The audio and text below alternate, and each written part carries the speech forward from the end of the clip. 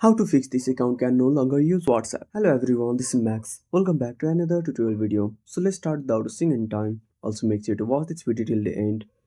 First of all, open up your Play Store. Tap on the search icon at the bottom right corner. Now simply tap on the search bar and type WhatsApp. Now click on search at the bottom right corner and tap on WhatsApp and make sure to update to the latest version. Now open up WhatsApp and go to the banned page of your WhatsApp account. Now on the banned page, you can still request a review.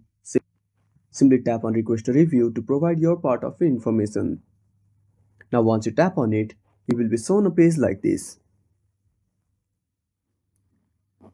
Now on this page you need to add all the information and proofs that could prove that your account is banned without any reason.